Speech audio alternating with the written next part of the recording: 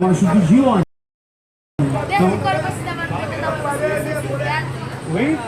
Desde quando você estava querendo tentar uma bicicleta? Sim. Gente, mas vamos fazer perguntas para os convidados, tá? Para as pessoas que estão aqui. Tem pergunta ali, ó. Tem, Renan. Então chega aí, você vem aqui. E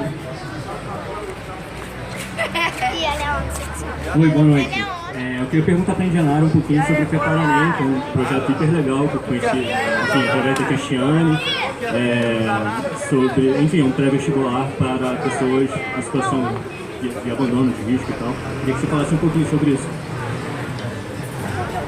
Eu comi a vaga e tirou. Bom, então, o Preparanem, ele é um preparatório, né, pré-vestibular para pessoas em situação de vulnerabilidade social, mas ele não é somente para o vestibular, nem somente para o Enem, mas também para preparar as pessoas para o mercado formal de trabalho, para concursos públicos, pro EJA, para as pessoas estarem preparadas. Apesar de eu achar que as universidades elas são obsoletas, as escolas elas são obsoletas hoje, em um mundo com a tecnologia que nós temos, né? Bastava ensinar as crianças a ler e a escrever, dar um computador para elas, como algumas já da classe média, alta, já nascem já com laptop, né? Já sai da vagina da mãe já com laptop, né, na mão. Né? Bastava fazer isso, ensinar a ler e escrever, dar um laptop, pronto, as crianças iam fazer pesquisas. As universidades elas já são obsoletas, né?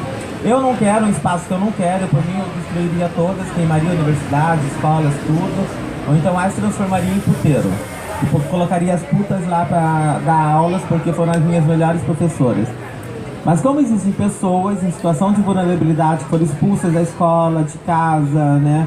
Dessa vida social toda que foi, né, idealizada para as pessoas viverem, e essas pessoas sentem uma necessidade de estarem reinseridas nessa sociedade.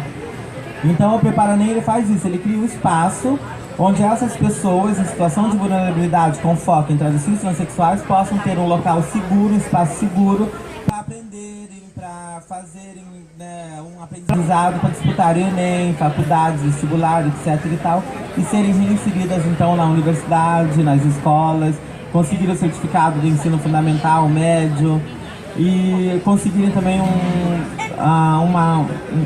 um posto no mercado formal de trabalho, que eu acho tão idiota, né? Porque você disputa o mercado formal de trabalho, você vai trabalhar 8 horas, 12 às vezes, vai fazer mais 2 horas de transporte público para ir para voltar.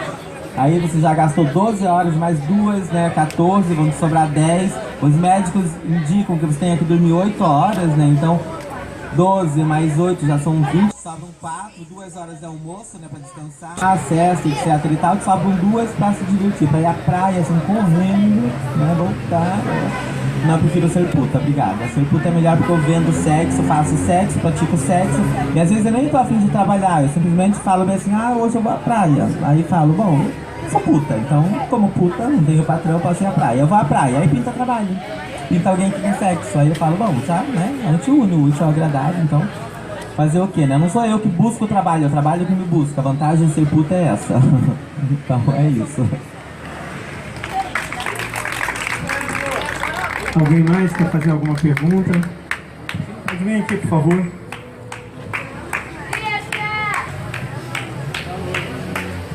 Boa noite.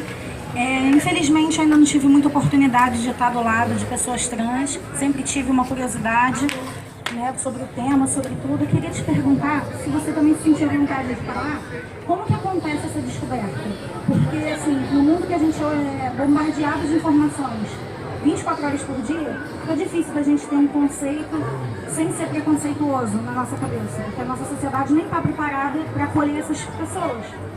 E como que acontece essa descoberta? Como que você se identifica com outro sexo, com outro gênero, com outro comportamento? Como que você podia me explicar isso? Explicar para todo mundo, né?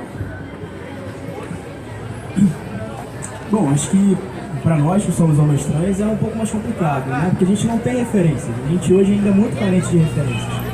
Na época que eu descobri o que era ser homem trans, aqui no Brasil a gente não falava sobre isso. Era algo que pra mim era inalcançável, era inviável. Pois é, eu na verdade me encaixava na caixinha que mais se aproximava do que eu achava que era ser uma lésbica muito masculinizada. Mas sempre sentia aquela questão do não pertencimento. Era o que era mais próximo, mas ainda não era aquilo. E a partir do momento que eu tive um referencial, eu falei, não, peraí, vamos ver se é isso. E comecei a pesquisar, a buscar, e na época era a época que a gente usava o Orkut, e achei uma comunidade, achei referenciais, achei pessoas iguais a mim. E a partir desse momento que eu tive que foi me exposto todas as possibilidades que eu tinha de fazer, de acontecer, de operar, de não operar, eu corri atrás disso. Lembrando que nem todas as pessoas trans se parecem comigo ou com a Indianara, né? A gente tem pessoas trans não binárias, a gente tem homens trans que, se você olhar, você vai ter uma leitura feminina, mas ao mesmo tempo a gente não pode negar e nem apagar a identidade dessa pessoa. Acho que ser trans é autodeclaração, assim, mas não tem como te explicar isso da melhor maneira.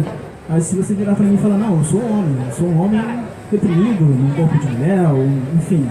Aí eu fico muito também naquilo, o que é corpo de homem e o que é corpo de mulher. Né? Eu poderia simplesmente ser um homem e não ter feito nenhuma internação do corpo.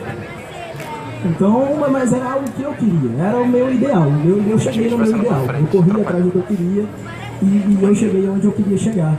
Mas acho que pra gente, que é homem trans, uma pessoa transmasculina, o que falta hoje é muito falta de referencial, né? Então eu não tenho dúvidas que com certeza lá no Amazonas, lá em algum cantinho do país, tem alguém que é um homem trans e não sabe, tem alguém que é uma pessoa trans e não sabe o que é, porque ela não tem referencial, ela não tem onde se espelhar, ela não tem onde inspirar algo diferente do que é apresentado para ela. Mas acho que foi mais ou menos assim, eu sempre soube que eu não era aquilo que diziam que eu tinha que ser. Mas isso só me foi apresentada a possibilidade muito depois da minha infância, quase no final da minha adolescência. E quando eu descobri que eu podia fazer isso tudo, eu não tive dúvida.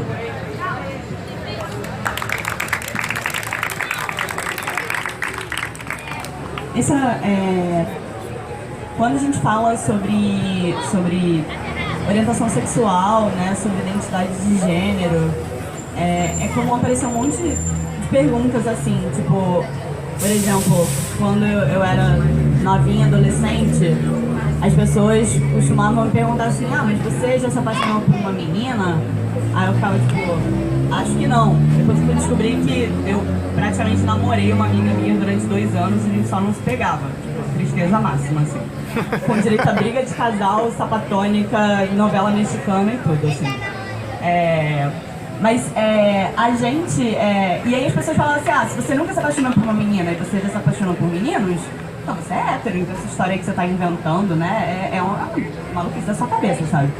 E é super complicado porque tem o problema da falta de referencial, que para as pessoas bissexuais é um problema que existe também. Tipo, não tem referencial, assim, eu cresci... Eu tenho um tio que é gay e ele é casado, com 2 maridos, inclusive. Isso sempre foi dado na minha família e existiu.